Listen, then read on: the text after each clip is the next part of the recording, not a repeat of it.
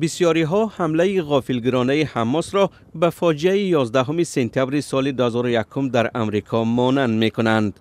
فقط در یک حمله به جشنواره موسیقی در نزدیکی نوار غزه صدها جوان کشته شدند. ارتش اسرائیل اعلام کرد که جنگجویان حماس زیاده از 100 کس را گروگان گرفته به غزه بردند، از جمله زنان و کودکان را. در میان آنها یافا ادر 85 ساله نیز هست. نبیره او ادو حادثه را چنین شرح داد. In Facebook that the Hamas posted.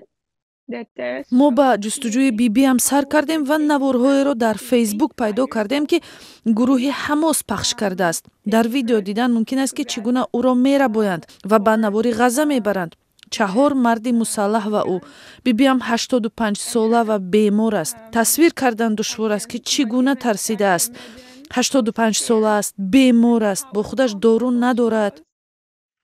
Again, she's 85. She's sick. گروه حماس اعلام پیروزی کرد و گفت که در حمله به اسرائیل به کامیابی نائل شد. ابو عبیده سخنگوی القسم شاخه نظامی حماس میگوید که این گروه قهرمانانه جنگیده است و در چند جبهه کشته و مجروحان را جمع می کند.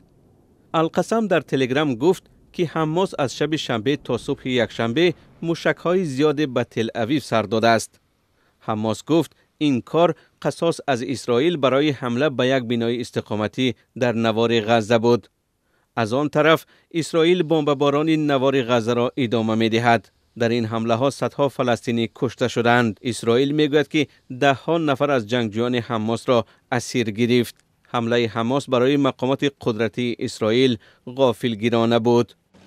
It's a huge failure of the این یک شکست بزرگ برای خدمات مخصوص نظامی در جنوب است. همه این در یک جایگه پس از جنگ تحقیق می شود، نه حاضر. All the investigations will be done after the war, not now. اسرائیل حالا به دعوت نیروهای ذخیروی آغاز کرده است و بسیاری از کارشناسان پیش بینی می کنند که این کشور به حمله زمینی به نوار غزه آماده می شود. جنگ میان حماس و اسرائیل واکنش‌های زیاد را در دنیا به میان آورد. کشورهای غربی از جمله امریکا حمله حماس را به اسرائیل محکوم کردند. ایران، سوریه و گروه حزب الله لبنان از حماس طرفداری کردند. کشورهای آسیای مرکزی از جمله تاجیکستان به ختم نزاع دعوت کردند. وزارت کارهای خارجه تاجیکستان روز 8 اکتبر گفت که زورآوری را قطعاً محکوم می‌کند و برای به اعتدال آوردن وضع طرفها را به مکالمه می‌خواند.